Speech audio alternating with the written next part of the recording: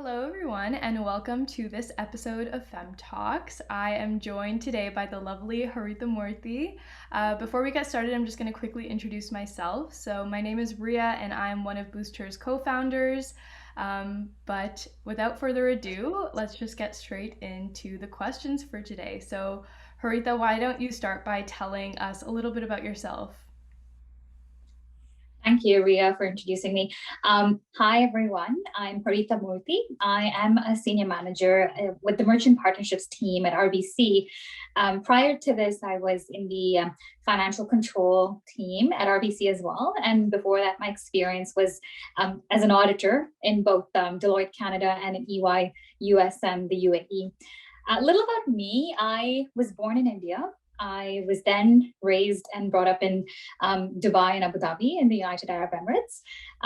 Well, my family still lives there. I ended up doing my chartered accountancy in the UK, and then I came back to the Middle East to start working in EY. I was, I think, the youngest to join EY Dubai when I did come back, and it was nice. I definitely was. It was those glory days where I was just on cloud nine, doing really well. And then I got married and moved to the US. So I lived in North Carolina for a few months and then moved to Chicago, where I started working for UI again. Worked there for a couple of years. It wasn't that smooth of a journey at that standpoint. So I took a break for a couple of years. And that's when I got really, really involved in the community because I was sort of at an all-time low and I needed to perk myself up. But then after that, as things would turn out, Canada with Deloitte Toronto, and here I am. Some fun things I love to do is I love to sing. I play an Indian instrument called the harmonium. I write poetry, I blog. I'm very active in the volunteer space, and I love to cook vegetarian dishes primarily. Wow, that's awesome. I definitely have some similarities there. I love to sing and cook as well. So that's awesome. And what an impressive professional and community background you come from. To build off your very extensive corporate experience, one of my next questions, has to do with being a female and a woman of color in the workplace. Are there any circumstances you've encountered in the corporate world where you felt like your opinions or your work has ever been diminished because of your gender? That's an interesting one, Ria, because I think at different points in time, I was either not heard because I was one, young, or two, because I was a woman, or three, because I was of South Asian descent, right? And when you put all of them together as a young South Asian woman, it's not been the easiest of journeys. Let's just put it that way. And I've had to be very loud. And I come from a culture where, South Asian culture, you're asked to sort of, you know, put your head down, do your work, and it will speak for itself. And then when you move to the West, it's a very different mindset, right? It's the loudest dog gets shot is what South Asia tells you, but then here it's the crying baby gets the milk, right? That's the the anecdote I always use. So I had to learn to speak up, but it wasn't easy, right? So when I first moved to the US, I struggled because people would articulate so much better. They had more leadership qualities, and I was really good at my work, but I couldn't always sell myself as well as I wanted to. So there were times when I wasn't heard. And then slowly I started building that confidence to start raising my hand and say, hey, I'm here. I'd love to say something. But interesting fact, one of a very recent incident that happened maybe like a month or two ago, I was at a meeting and it was with six other people, and all of them were senior male execs at RBC. And for some reason, I was just so feeling blah that day, right? The whole concept of languishing that's running around. I was literally languishing that day. And I said to myself, I'm not going to put my hand up at this meeting. And I did not. But turns out like I was not given a chance to speak, right? Till the end of the meeting. And I thought to myself, wow, like I know this topic of discussion so well, but no one really said, "Hey, Haritha, do you want, what are your thoughts?" The meeting just ended, and I thought to myself, wow, like unless I actually put my hand up and speak up, I'm not going to be heard at the table, which was an aha moment for me.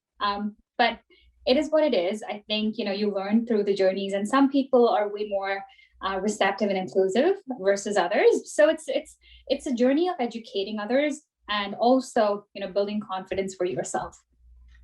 Absolutely. And thank you for sharing that experience. It actually is a bit sad to hear that so recently that experience happened, but I think that the example that you're setting for yourself and for others is really important. And I'm sure our viewers are going to take away that message of confidence and how far it can take you. That's awesome. So I guess we can segue more into your community experience because I'm personally really interested in hearing about that.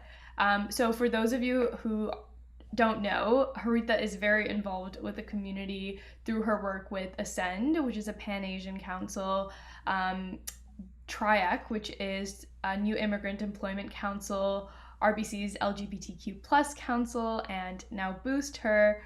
So, Haritha, my question for you is how have you been able to balance all of these involvements so seamlessly, and what inspires you to continue doing it? Yeah, sometimes it's funny. My husband says you need more than 24 hours in a day to volunteer all your time for this. But I think at the end of the day, it comes to a concept which was introduced to me when I came to Bay Street, and which was learn, earn, and return. And you must have heard this. And it was the first time I was listening to it, and I said, "Wow, this is so impactful," and it's it so aligns with my philosophies and my principles and values. Growing up, we always gave back to the community. My family, my extended family, we would prepare meals for, the labor communities in the Middle East, which weren't well off. They would be in camps. We would give free education. We'd do ESL classes. So that was always instilled in me to give back. But I think, when you're so focused in your career, you tend to sort of lose sight of that community aspect and giving back aspect because obviously you're tied up with other priorities, which is totally understandable.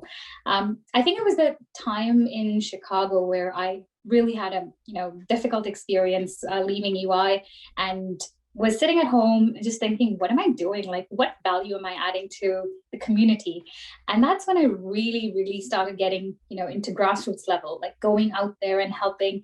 And I had some beautiful experiences, we can talk about it another time, but which really instilled confidence in me and the fact that, hey, you as an individual have so much to give back. And I've continued to sort of use those experiences to inspire me to do more and more. So when I moved to Canada, I think Ascend Canada was a beautiful segue into volunteering. And then through that, I met so many different people, and I learned that inclusion is so close to my heart. And now, whatever I do it with that in my head because I knew what it was to not feel included. And I've been through that. So when you've been through something, it really hits home. And that's why everything I do today is all about inclusion for underrepresented communities, be it LGBTQ plus, be it the Pan Asian, be it persons with disability, right? So I think it's important to find your calling and do something that you feel good at the end of the day about, right? So that's what I'd say. Like, giving back is just something now that's in my blood. I don't think I will ever stop, but it's also so satisfying to know that your mentee got a job, or a person you taught ESL is now speaking fluent English, right? These are small things, but very big wins when it comes to like the community.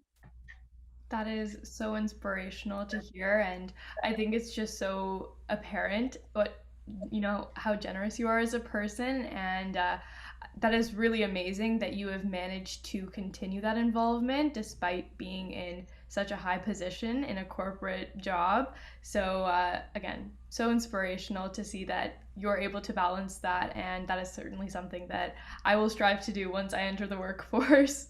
I will tell you, Ria, sometimes balancing it is so difficult because you've got so many things that you're juggling in a day, right? So one thing I will say is learned to say no as well, because I was taking on too much. I was like, oh, I'm going to be involved in every single cause that's out there. But we're not Captain Planet, right? Like, I mean, we cannot do everything. So sometimes you got to pick and choose and know your limitations, right? You can't burn yourself out in the process of serving the community. So your mental health is so much more important. I think at a point in time, I was doing too much and I was really like struggling, because I said, oh my God, I need to help this community. I need to help this person. I need to help them. But then at the end of the day, I was the one who was having sleepless nights. So I think it's very important to know to balance and learn to say no when you cannot, you just cannot. Absolutely. I think that's advice that we often put aside and don't prioritize. So that's a really great reminder. Awesome. So one of my next questions has to do more with Boost Her and what our mission is, but it's a general question, and it's why is female empowerment important to you? That's a good one.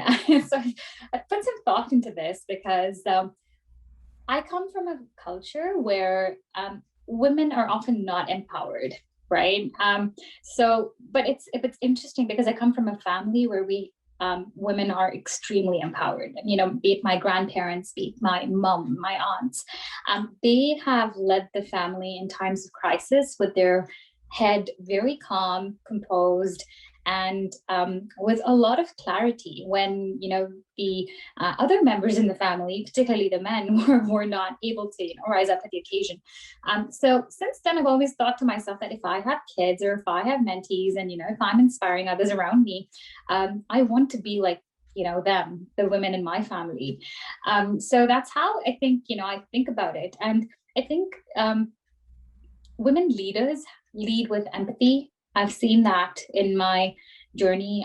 They can really relate, and they think from different perspectives. And I think it's so important to have that perspective at the table. That we always bring X to the table. What about why? I always say, like, where's the why? And I think that's the most important question to always ask yourself when you look around your table. Is it diverse? Is it inclusive? And are people truly able to speak up? Because you can say that, oh, you check the box and you have like, oh, representation, but they need to have a voice, right? So I think it's very important to me because I myself was inspired by really inspiring women, and I wish to continue that in the years to come and pass it down to the future generations.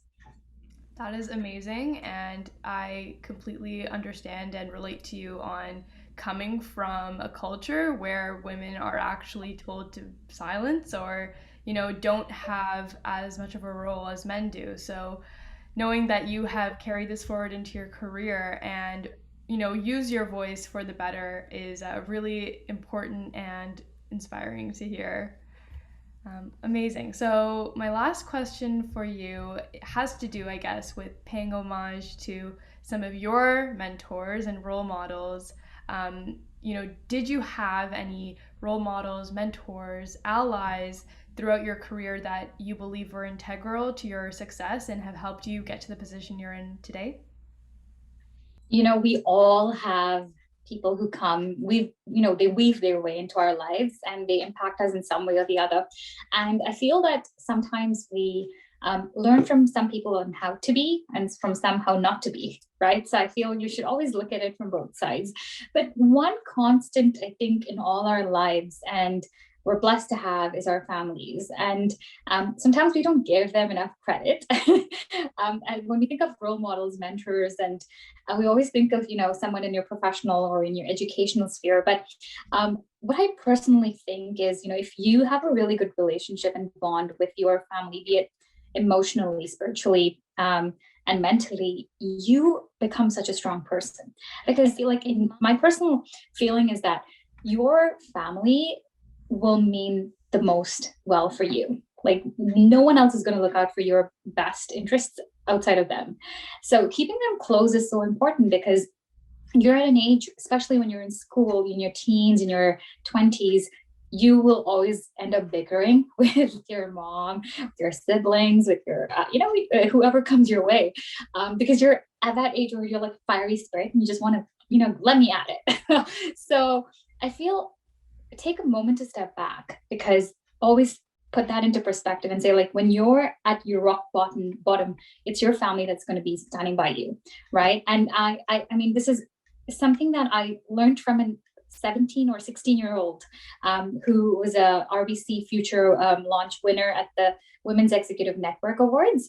And so she's like one of the top 100 winners this year. Her name is Ananya Chada, and she's a student at Stanford. And she was the one who said, she said for students to really achieve success and to grow, their families need to be really stable emotionally and mentally. So, and that's a two-way approach. Like you need to, express and talk to them, and it's the other way too, right? So for me, it's like even though I've so many role models and mentors along the way who I'm so grateful for. I think, the icing on the cake is having a family that understands you, will be there by you, and will always be your cheerleader, right? At the end of the day, they will always bring you up when you fall down. So stay close to them. And, be it your own family, your extended family, I think it's so important to hold on to them, use them as mentors and role models. And then the circle will keep expanding as the journey of life goes on. Yeah, I think that is so critical. And like you said, it may not always be your direct family. It could be those who have stepped in as a motherly figure or Exactly. anyone who plays that role of importance in your life. But it is so important to rely on someone who will have your best interests at heart. So I couldn't agree more with that statement. Awesome. Okay, well, that actually wraps up today's episode. Thank you so much, Haritha, for joining us. And for those of you who don't know, Haritha actually was a part of Boost Her's first mentorship program this year that we just wrapped up. So thank you again for being a part of that experience. Oh, it was my pleasure, Ria. Like I had such a nice time through the experience, and it was so professionally done and conducted. Kudos to the Booster team. Thank you so much. I'm really glad to know that you had a good experience. So, thank you everyone for watching, and I hope you have a great day.